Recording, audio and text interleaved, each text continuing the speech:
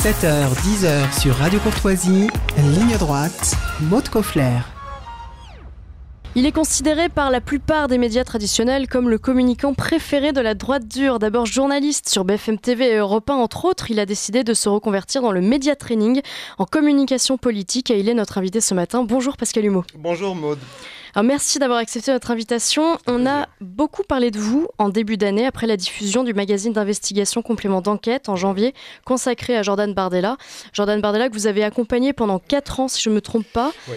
Et dans ce complément d'enquête, vous revenez sur cette période avec des mots assez crus. Vous dites que Jordan Bardella était une coquille vide qui ne s'informait pas du tout et qui ne reprenait que les éléments de langage de Marine Le Pen. Ça, c'était avant. Aujourd'hui, comment le qualifieriez-vous ? Non, ça, c'était avant le montage par l'équipe de complément d'enquête. Oui. C'est bien que vous me donniez l'occasion d'en parler, justement parce que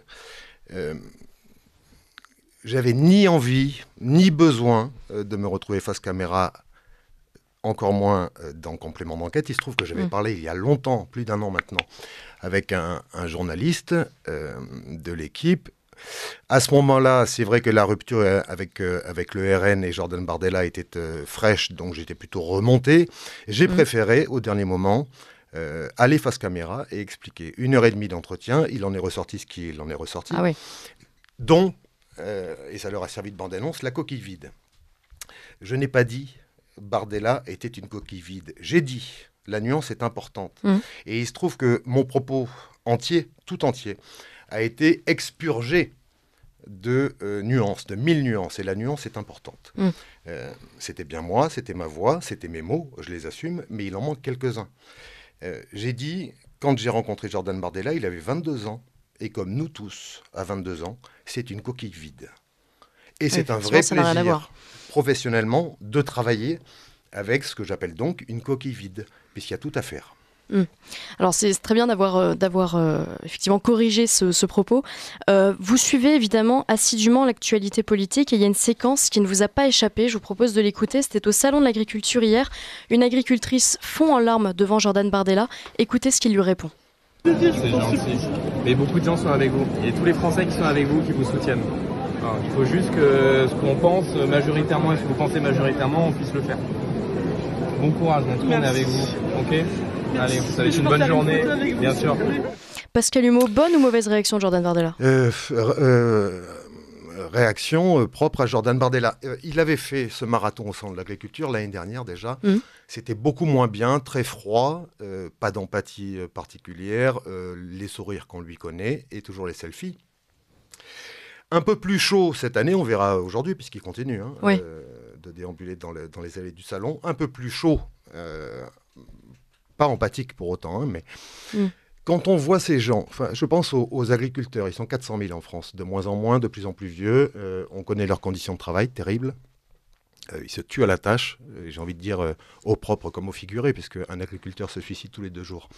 Quand on a ces gens-là, qu'on voit beaucoup, qui se mettent dans la lumière, contre leur gré, qui n'en avaient pas envie, mais nécessité fait loi, pour expliquer à quel point ils sont en souffrance, à quel point ils sont au bout du rouleau, à quel point ils ne peuvent plus travailler correctement, parce que, on va en reparler j'en suis sûr, assommés par notamment les normes. Quand on les voit en larmes, au bord des larmes, raconter leur histoire, je crois qu'il faut faire un petit effort justement d'empathie, se mettre à la place de l'autre. Alors peut-être a-t-il été cueilli à froid, mais enfin Jordan Bardella, pour le coup, comme le RN, connaît la situation des agriculteurs, ça a été réellement, là pour le coup, le premier parti à en parler, il y a plusieurs années déjà, à mettre le doigt sur les problèmes auxquels sont confrontés les agriculteurs, mais en l'occurrence, et là c'est le média trainer qui parle, et les conseillers ne sont pas les payeurs, je ne sais pas comment j'aurais fait à sa place, mais un tout petit peu plus d'empathie, plutôt que voter pour nous, on fait un selfie. C'est ce qui manque à l'ensemble des candidats à ces élections européennes, de façon générale, ou c'est propre pour le coup à Jordan Bardella ? Non. J'ai été marqué par ça. On voit, je peux pas vous expliquer pourquoi je suis pas fils de paysan ou petit-fils de paysan, d'agriculteur. Je dis paysan, je prononce ce mot avec beaucoup de respect, mais leur vie me touche. Et j'imagine qu'elle touche énormément de gens, puisqu'ils ont le soutien de plus de 80% de la population dans leur mouvement. Alors oui, mettons-nous à leur place un tout petit peu, parlons avec eux réellement, ne disons pas... En fait, le salon d'agriculture, contrairement à ce qu'a dit Gabriel Attal, peut-être qu'on va l'écouter, oui, est un cirque politique et oui, est un cirque médiatique. J'imagine oui, on va en parler justement, effectivement. Et tout le monde s'en sert. Emmanuel Macron s'en est servi. Aurait-il dû passer toute la journée, 13 heures samedi au salon, vu ce que ça a donné pour les exposants, pour les agriculteurs, pour la profession en général, même ceux qui sont restés dans leurs exploitations, ils ont tous dit journée gâchée. Ouais. C'est extrêmement important pour eux, le salon d'agriculture. Ils doivent, ceux qui viennent ici, d'abord préparent ce rendez-vous depuis des mois. Préparent leurs bêtes, leurs produits et viennent ici pour signer des contrats. Une journée gâchée, effectivement, parce que bunkérisée, parce que hyper sécurisée, avec plus de 800 membres des forces de l'ordre, des gens empêchés de rentrer, des familles empêchées de rentrer dans les allées du salon, etc. Oui, une journée de gâchée parce qu'ils n'ont pas pu travailler finalement. Pourquoi ? Parce que Emmanuel Macron, lui aussi, s'en est servi comme d'un cirque politique et d'un cirque médiatique. Alors, autre épisode chaotique, cette fois pour Emmanuel Macron, justement, toujours au salon de l'agriculture, avec ces centaines d'agriculteurs en colère qui ont forcé la porte du salon.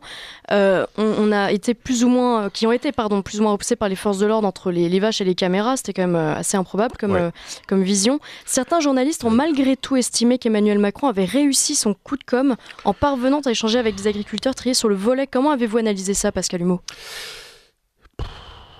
Non, je vous posais la question tout à l'heure, aurait-il dû venir ? J'en suis pas convaincu. Une fois qu'il a mis les pieds dans le salon de l'agriculture, il doit y rester. Sinon, on dira quoi ? Il a peur. Oui, il a fui. Il est au bout. Son quinquennat est terminé. Donc il doit rester. Donc il s'entête. Et heureusement, on a les images officielles, si vous voulez, fournies par l'Élysée. D'une certaine manière, qui nous donne un cadre sympa avec Emmanuel Macron, qui discute avec des gens, qui sert des paluches, qui goûte des produits du terroir, etc., qui organise son mini, non pas grand débat, mini débat au premier étage du hall 1 du salon, pareil, une salle qui est hyper sécurisée. Il est obligé de rester. Mais je répète, j'ai envie de penser aux premiers concernés. Les premiers concernés sont les agriculteurs. Il leur a pourri la journée. Je ne dis pas que Jordan Bardella leur a pas pourri la journée hier et peut-être aujourd'hui, et que tous ceux qui suivront, Marine Le Pen, Marion Maréchal, etc., ne feront pas la même chose. Mais faites preuve d'un peu plus d'humilité. Vous ne venez pas vous servir des agriculteurs, vous êtes censé venir proposer des choses, des solutions aux agriculteurs. Ils en manquent cruellement. Oui. Et alors, Emmanuel Macron s'est défendu de façon un petit peu surprenante. Il s'en est pris au Rassemblement national en parlant de parti du Frexit. Quel rapport ? En plus, c'est pour le coup assez faux. Alors, ça n'engage que moi, mais Gabriel Attal a été présenté comme l'arme anti-Bardella. Il se trouve que ça a fait pchit. L'effet Attal n'a pas duré. On se souvient de son whirlpool à lui. En tout cas, c'est ce qu'espéraient ses équipes en Haute-Garonne lorsqu'il a annoncé quelques mesures et donné des preuves d'amour aux agriculteurs. C'était, en Haute-Garonne, dans une exploitation avec ses fiches sur une botte de foin. Les agriculteurs n'ont pas été dupes. L'effet Attal n'a pas duré. Aujourd'hui, je pense qu'Emmanuel Macron, après avoir dit qu'il n'y avait pas de raison de ne pas discuter avec le RN, aujourd'hui, Emmanuel Macron dit « le RN ne fait pas partie de l'arc républicain ». Changement de logiciel. Je pense qu'ils vont commencer à faire comme on a toujours fait depuis Jacques Chirac, c'est-à-dire à l'approche de l'échéance électorale, on tape sur le RN. Le RN est responsable de tous les maux de la société, et si le gouvernement ne réussit pas à faire ce qu'il veut, c'est de la faute du RN. Oui, c'est un petit peu facile, mais alors, classique. De façon générale, facile, oui, mais classique. La communication d'Emmanuel Macron est systématiquement oui, non, noir, blanc, enfin ça change en permanence, ça devient lassant au bout d'un moment. Oui, je crois que Jordan Bardella a parlé d'une forme de schizophrénie. J'ai eu la même réflexion lorsque justement Emmanuel Macron a exclu, comme le faisait Elisabeth Borne, le Rassemblement national de l'arc républicain. Quelques jours seulement, après avoir dit, mais bien sûr qu'il faut discuter avec le Rassemblement national. C'est un changement il a changé son fusil d'épaule, il a changé de logiciel. Pourquoi ? Parce que ça décolle pas vraiment dans la perspective des Européennes. Alors, le Premier ministre Gabriel Attal a réagi lui aussi aux événements qui ont secoué le salon de l'agriculture samedi. Il était hier en direct sur BFM TV. Je vous propose d'en écouter un extrait. Tout au long de ces dernières semaines, le pays tout entier a été uni derrière ses agriculteurs. Plus de 9 Français sur 10, ça a déjà été dit beaucoup. Alors il faut que ce salon reste ce qu'il a toujours été, une fête nationale, joyeuse et sereine. Et je suis cependant parfaitement lucide, cette année n'est pas une année comme les autres. Mais mesdames et messieurs, je le crois très profondément, les Français ne sont dupes de rien. Ni de l'instrumentalisation, ni du mensonge, ni de la poudre aux yeux. À l'occasion de ces 60 ans, et puisque le Salon de l'agriculture est une fête nationale, je sais combien vous tous, amis et partenaires du Salon, vous êtes attachés à un principe simple, et beaucoup d'entre vous me l'ont dit. Nous ne sommes pas ici au cirque. Le Salon n'est pas un cirque médiatique, ni un cirque politique, ni un cirque militant. Au fond, les agriculteurs, nos bêtes, nos filières ne sont pas un décor de campagne. Comment vous réagissez, Pascal Humeau, quand vous entendez ça ? Mais c'est ce que je vous disais tout à l'heure. Bien sûr que si, le salon d'agriculture, malheureusement pour les agriculteurs, est devenu un cirque médiatique, un cirque politique, un cirque militant, c'est autre chose. Et tout le monde s'en sert, à gauche comme à droite. Encore une fois, Gabriel Attal disait aux agriculteurs « Je suis venu ici vous donner des preuves d'amour ». Parce qu'en fait, c'est une règle d'écriture journalistique, et vous la connaissez sûrement, ne me dis pas que tu m'aimes, prouve-le-moi. Ok, il n'y a pas eu de preuves, les agriculteurs n'ont pas été dupes, ils ont décidé, et personne ne l'a ressenti d'ailleurs, personne n'a senti le coup venir au gouvernement, et ils ont décidé de revenir à la charge à l'occasion du salon de l'agriculture. Peut-être que l'invitation d'ailleurs des soulèvements de la terre par l'Élysée, en tout cas par le gouvernement, pour le grand débat qui devait avoir lieu samedi matin au salon, y est pour quelque chose. Quoi qu'il en soit, ils sont revenus à la charge. Mais personne au gouvernement, et c'est ce qui me tue d'ailleurs, n'a senti le vent venir. Pourquoi ? Parce que le gouvernement, la majorité, n'a aucun capteur de terrain. La majorité n'a aucun maillage territorial. LR dispose d'un vrai maillage territorial. Les informations remontent via les élus locaux, les députés, etc., vers Paris. À Renaissance, rien ne remonte. Pourquoi ? Parce qu'il n'y a personne sur le terrain. Ouais.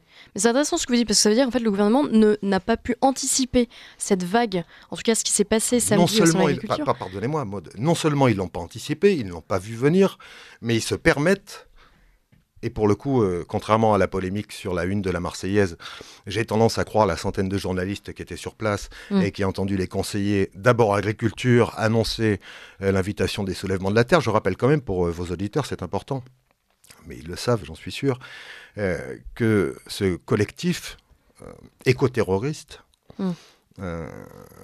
qui s'est illustré lamentablement, scandaleusement à Sainte-Soline, 47 gendarmes blessés, ils étaient venus avec des boules de pétanque, avec des cocktails Molotov, etc., a été créé par un collectif d'anciens zadistes de Notre-Dame-des-Landes. Pourquoi Emmanuel Macron veut-il inviter, ou l'Élysée, ou ses conseillers, veulent-ils inviter les soulèvements de la terre à un débat avec les agriculteurs ? Pour les mêmes raisons qu'il oppose depuis toujours plusieurs catégories de Français. Il les met face à face.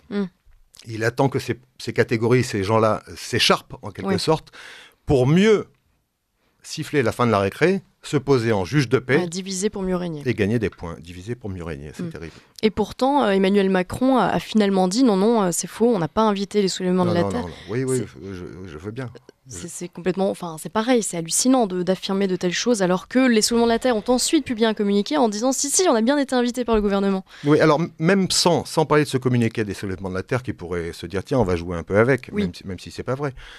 Plus d'une centaine de journalistes étaient présents. Donc, lors de l'annonce par les conseillers agriculture, de l'invitation des soulèvements de la terre, la plupart de ces journalistes-là, sérieux, ont été estomaqués. On dit mais c'est pas possible. On va donc demander confirmation. Ils appellent l'Élysée, tombent sur les conseillers techniques. Les conseillers techniques disent oui, les soulèvements de la terre ont été invités, bien sûr. Demande confirmation aux conseillers presse. Qui disent exactement la même chose. J'ai tendance, sur ce coup-là, Maud, à croire les journalistes. qui disent d'ailleurs avoir des preuves par SMS, etc. Après, oui, c'est indémontable. Exactement. On en parlait tout à l'heure, Gabriel Attal était vu comme le jeune prodigue du gouvernement lorsqu'il a été nommé Premier ministre. Il perd 1 point de satisfaction quasiment chez les Français chaque semaine. Oui. Pourquoi, à votre avis ? Parce que c'est une règle de média training, en tout cas une règle sur laquelle je travaille moi. Le média training, je l'appréhende comme je suis, c'est-à-dire de manière humaine. Oui, je crois, pour le coup, être humain. Et il y a autant de média training qu'il y a d'individus, puisqu'on est tous différents. C'est bien de parler clair, concis, concret, c'est la règle des 3 C, en écriture journalistique aussi d'ailleurs. C'est bien de parler puissant, mais il faut y joindre des actes. Et qu'est-ce qu'on constate ? C'est que Gabriel Attal, depuis qu'il est Premier ministre, et même avant d'ailleurs, n'a pas souvent joint les actes à la parole. Et certains Français peuvent encore tomber dans le panneau, mais la preuve que non, les agriculteurs, moins que les autres. Parce qu'ils savent. Parce qu'ils ne descendent pas dans la rue pour le plaisir, encore une fois. Parce qu'ils sont assommés par les normes. Vous savez qu'on est le pays le plus réglementé d'Europe. 400 000 normes. 2 fois plus qu'il y a 20 ans. Ce n'est pas un héritage ancien. 11 000 lois, 300 000 articles de loi. Et des normes d'ailleurs qui concernent tout le monde, des réglementations qui concernent tout le monde. J'ai été effaré. Regardez, dans le code rural, norme L230.5. Pour vous donner une image de la machine qui assomme la moindre des démarches. Cette norme, 80 pages pour l'expliquer, détermine la place que l'on doit accorder aux nuggets, aux saucisses et aux œufs durs dans les menus des cantines scolaires. C'est-à-dire que si vous pensiez qu'un jour, c'est le chef de la cantine qui dit « Tiens, aujourd'hui on va manger ça », et que ça se passe tout simplement comme ça, vous vous trompez. Vous avez peut-être entendu cet agriculteur parler à Emmanuel Macron samedi matin, qui explique qu'il est contrôlé très souvent, justement, parce que les normes sont françaises, les normes sont aussi européennes. C'est-à-dire qu'elles viennent s'ajouter aux déjà très nombreuses normes françaises. Qui explique à Emmanuel Macron, au bord des larmes aussi d'ailleurs, qu'il a failli mettre fin à ses jours l'été dernier, qu'il a été contrôlé 3 fois sur le broyage de chardons. Les chardons, ce sont des mauvaises herbes dont les feuilles, finalement, accaparent la lumière et les nutriments au détriment du sol. Donc, il a décidé de les broyer. Contrôlé, 28 000 € d'amende. Non, mais ça n'a aucun sens. Voilà. Je pensais qu'un agriculteur était le mieux placé pour savoir à quel moment semer, à quel moment broyer des chardons qui gênent sa culture, ou à quel moment tailler sa haie. Parce que il y a aussi cet exemple-là, vous l'avez entendu. 14 normes régissent le taillage de haies. 150 000 € d'amende encourue si vous ne taillez pas votre haie au bon moment. Pardon. Non, mais c'est vraiment quand on parlait d'absurdistan pendant le Covid, on y est là aussi. Et c'est bien de mettre le doigt dessus d'ailleurs. Effectivement. On parle des normes françaises hallucinantes, des normes européennes également. Vous alors sans forcément faire de politique, mais vous militeriez... Non, pas de politique, mais vous entendez en tout cas ces agriculteurs qui parlent de Frexit. Je ne vais pas parler des candidats qui militent pour, mais simplement, aujourd'hui, quelle réponse faudrait-il apporter à des agriculteurs qui se disent il n'y a plus que ça à faire, il faut quitter l'Europe, on n'y croit plus. Non mais pardon, il faut leur apporter des solutions. Quand j'entends... Gabriel Attal, il y a 3 semaines, en Haute-Garonne, fait des promesses. Donne rendez-vous 3 semaines plus tard aux agriculteurs, c'est-à-dire à l'ouverture du salon. Emmanuel Macron les reçoit comme il peut, on l'a vu, une séquence lunaire dans un salon du premier étage du hall 1. Il promet d'inscrire dans la loi l'agriculture comme étant d'intérêt majeur pour la nation. Ok. Il se trouve que l'environnement, figurez-vous, est d'intérêt majeur pour la nation depuis 1976. Bon, ben voyez ce que ça a donné. Alors, je me permets juste de vous interrompre parce qu'en fait, il est 9h, non, c'est moi. C'est l'heure du bulletin d'actualité. J'avais mal regardé l'heure, pardon. Le bulletin d'actualité de Liselotte Dutreuil. Ce week-end a eu lieu la 60e édition du Salon de l'Agriculture. L'inauguration de l'événement prévu samedi matin par Emmanuel Macron a viré à la foire d'empoigne entre agriculteurs et CRS, empêchant le président de la République de mener à bien sa visite du salon. Dimanche, c'était au tour de Jordan Bardella de se rendre sur place. Le président du Rassemblement national a pour sa part été très bien accueilli. Donald Trump a engrangé samedi une nouvelle victoire en Caroline du Sud. Il enregistre près de 60% des votes face à Nikki Haley, l'ancienne gouverneur de l'État. À quelques mois du scrutin présidentiel, Trump fait la course en tête chez les électeurs républicains et déclare préparer d'ores et déjà l'élection face à Joe Biden qui aura lieu le 5 novembre prochain. Le papa de la petite Lola, sauvagement assassiné le 14 octobre 2022, est mort vendredi. Il avait 49 ans et les raisons de sa mort ne sont pas encore dévoilées. Le pauvre homme expliquait il y a un an avoir ressombré dans l'alcool et pleuré sa famille complètement détruite par le drame. Côté sport, hier, l'équipe de France de rugby a frôlé la catastrophe contre l'Italie lors de son 3e match du tournoi des 6 nations. Les Bleus n'ont pas pu faire mieux qu'un match nul face à l'équipe italienne avec un score de 13-13, confirmant les difficultés que l'équipe de France traverse actuellement. Hier, la France n'a pas réussi l'exploit final des mondiaux de tennis de table par équipe non plus. Les Bleus se sont inclinés 3-0 face à la Chine, remportant une médaille d'argent, la première depuis 1997. Et on termine avec un point météo. Ce matin, la pluie tombe toujours sur 3/4 de nos régions. Cet après-midi, les averses tourneront à l'orage avec des giboulées sur une large moitié nord. Il neigera fortement dans les Alpes. Attention aux avalanches. En Méditerranée, de gros orages sont également attendus. Les températures de ce matin sont comprises entre 5 degrés à Lille et 10 degrés à Marseille et Nice. Nous aurons 7 degrés à Paris et 6 à Brest et Strasbourg. Cet après-midi, les maximales seront comprises entre 6 et 14 degrés. Et nous fêtons en ce jour Saint-Nestor et Saint-Porphyre. Merci Liselotte Dutreuil. Et on reprend notre vidéo avec notre invité Pascal Humeau.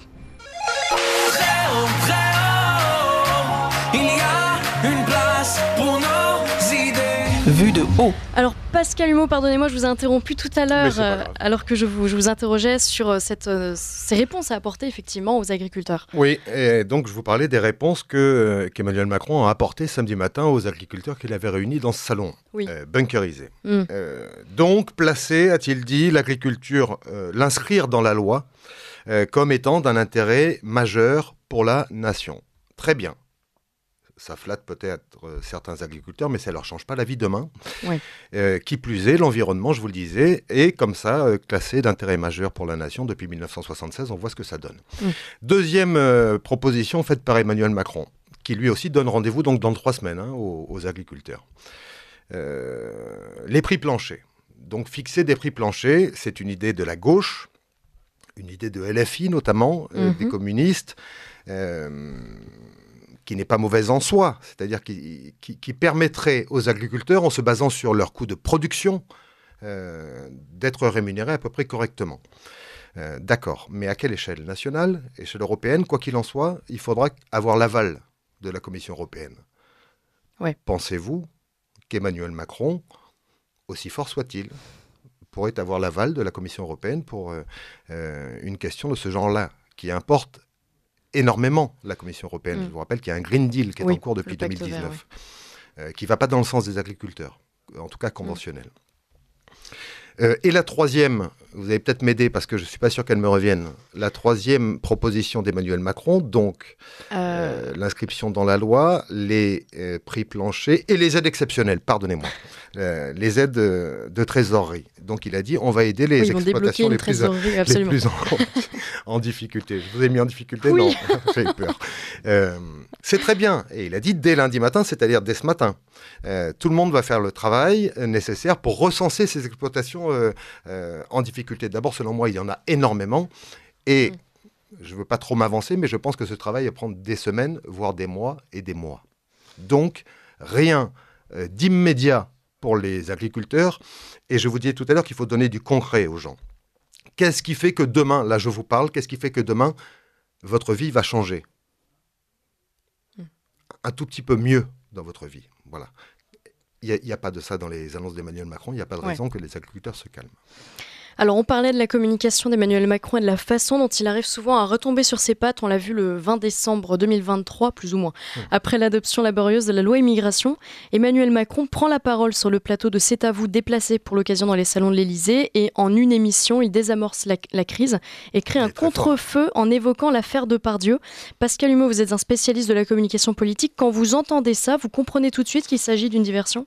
Oui, non, je comprends surtout qu'il est très fort et c'est une réalité. On peut dire ce qu'on veut, il ne faut pas lui enlever qu'il excelle dans l'art oratoire, il peut retourner n'importe qui à n'importe quel moment, même lorsqu'il est très en difficulté, comme c'était le cas samedi matin. Rappelez-vous de sa mini-conférence de presse à la sortie de la réunion avec les agriculteurs.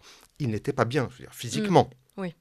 Il était blême, les traits tirés, les cernes marquées. Il n'était pas bien. Il a réussi, malgré ça, tout au long de la journée, à renverser la vapeur et à prendre le dessus. Les gens, pour beaucoup, se sont dit « il est fort ».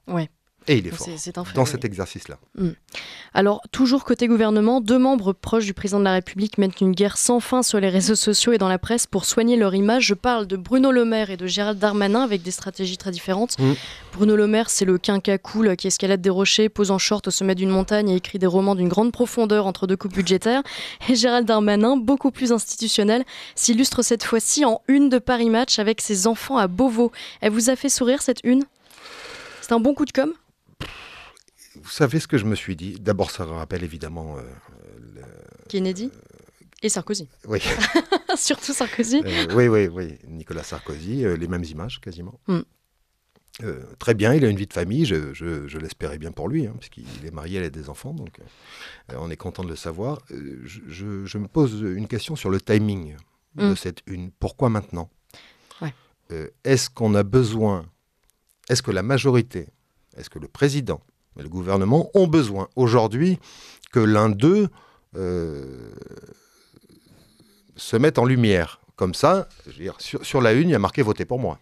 Oui. On est d'accord. Enfin, et dans le corps du reportage consacré à Gérald Darmanin, il y a marqué la même chose, votez pour moi. C'est pas le moment. Et d'ailleurs, c'est tombé à l'eau.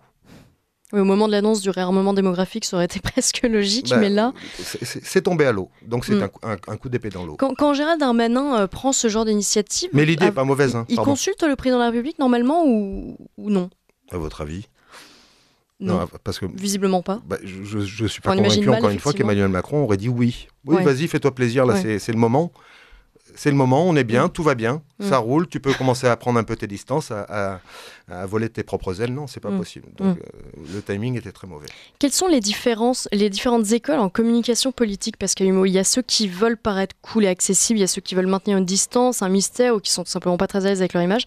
Vous, votre mission, c'est de discerner ce qui correspond le mieux à une personnalité politique, c'est de créer un personnage politique? C'est pas une fabrique. Mais non, mais je comprends votre question. Mon métier, moi, c'est pas de créer du message politique, bien évidemment. Je suis pas un politique et j'ai pas vocation à l'être du tout. Et je serais un mauvais politique. En revanche, mon métier, c'est de parler avec les gens, de voir ce qu'ils sont, ce qu'ils offrent comme spectacle, quelle qualité ils offrent au travers de leurs interventions médias, etc. Et de travailler sur ce qui leur manque. C'est-à-dire de renforcer les points forts et de travailler sur ce qui leur manque. Voilà. Je répète ce que je dis, j'ai une approche plutôt humaine du média training. J'estime que la première des choses à apporter aux gens lorsqu'on fait des médias, c'est de l'enthousiasme, le sourire évidemment, quand on sait sourire, de la bienveillance et du concret. Voilà. Mais de l'enthousiasme, de la bienveillance. C'est extrêmement important, qui qu'on soit. C'est possible Enfin, vous dites que vous ne faites pas de politique, effectivement, mais de travailler pour un homme politique, avec un homme politique, sans adhérer à ses idées? C'est compliqué. C'est compliqué. Bien sûr. Il faut qu'il y ait un fond quand même d'adhésion. Non, mais oui, je l'ai déjà dit, je serais incapable de travailler avec des gens de gauche. Si je partage rien avec eux, je veux dire, on va pas avoir la même vision. Ça matchera pas de la même manière. Le courant ne passera pas aussi bien. Donc évidemment, je me sens assez proche des idées des gens que j'ai formés. Jordan Bardella et d'autres. J'en ai formé plus de 200 depuis. Ah oui, ça fait... D'accord. Oui, il n'y a pas que lui. Pascal Humeau, Géraldine Vosner, rédactrice en chef au magazine Le Point, s'est indignée du traitement de l'information par l'image, le choix de ce qu'on montre et de ce qu'on cache. Elle s'est appuyée par exemple sur les photos prises dans les allées vides du salon de l'agriculture. On en parlait tout à l'heure d'un côté, et les images d'une masse humaine concentrée autour du président de la République. C'est vrai qu'on dit ce qu'on veut avec les images, et c'est la limite justement entre communication et journalisme. C'est quelque chose qui vous a marqué, vous, lorsque vous étiez journaliste ? Non. Non. Mais c'est vrai que les poules existaient. Les poules, c'est Nicolas Sarkozy qui les avait remises en service. Avant, chaque rédaction venait avec son caméraman. Je parle de télé, bien évidemment. Oui. Et puis, les chaînes d'infos sont apparues, ont une seule contrainte, c'est l'argent, puisque l'argent, c'est le nerf de la guerre. Et on commençait donc à faire ce que Nicolas Sarkozy a voulu en 2007, c'est-à-dire un pool, une seule caméra, que toutes les chaînes se partageraient. Ça coûte moins d'argent pour les chaînes d'infos, c'est une aubaine. Elles le font. Mais Géraldine Vosner, qui est brillante d'ailleurs, a tout à fait raison. Ça a complètement changé la perception qu'on peut avoir de ce qui se passe, d'une scène politique, d'une séquence politique. Si une chaîne d'infos avait eu la présence d'esprit samedi matin, pendant qu'Emmanuel Macron était en bas à déambuler avec un cercle finalement très restreint je dis de figurants, mais... C'était son cercle à lui, en fait. Voilà.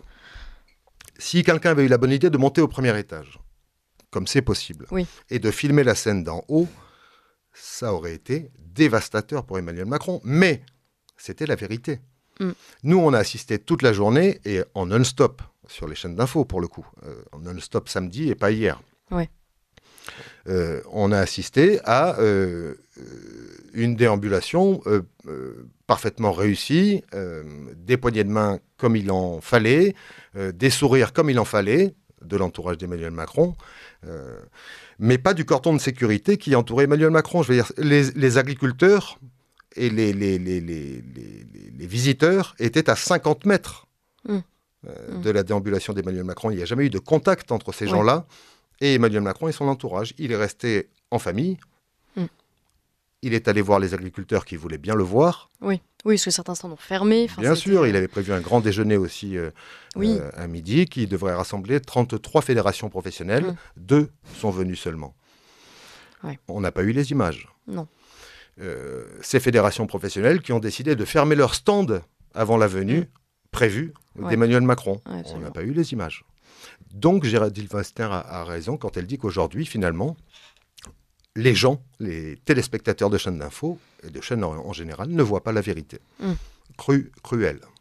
Pascal Humeau, qu'est-ce qui vous a fait passer du journalisme à la communication politique ? J'en avais assez. Ah oui. Oui, ça faisait combien de temps que vous faisiez du journalisme ? Une vingtaine d'années. Ouais. J'ai fait radio, beaucoup de radio, j'ai pris un plaisir énorme. Radio France Internationale, Service Afrique. Pendant 6 ans, Europe 1, pendant 5-6 ans aussi, et j'ai basculé en chaîne d'infos, iTélé à l'époque. Et j'ai pris moins de plaisir à passer autant de temps à me raser, m'habiller, me coiffer, me faire maquiller, mettre une cravate, etc. Ça m'a un peu gâché le plaisir. Ah, c'est ça tout simplement. Il n'y a pas eu un événement ou quelque chose, ou une volonté peut-être d'être un peu plus militant Non. Pas de politique. Non, réellement, non, j'en avais assez, j'avais fait le tour.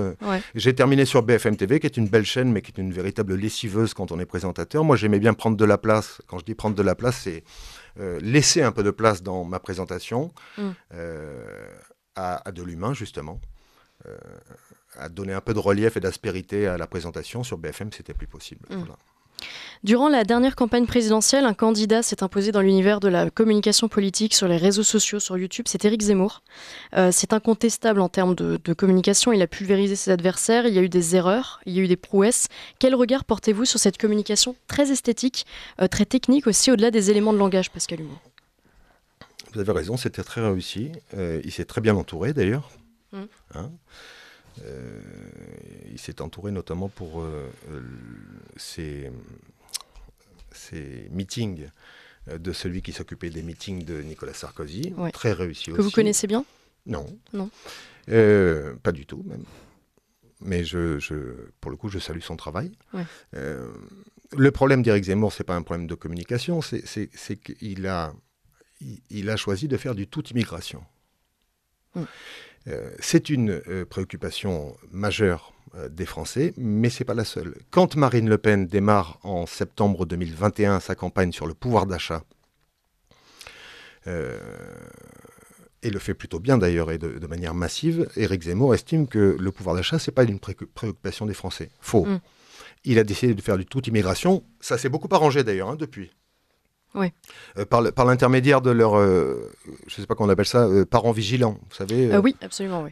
Un collectif. Oui, c'est une espèce d'association créée par.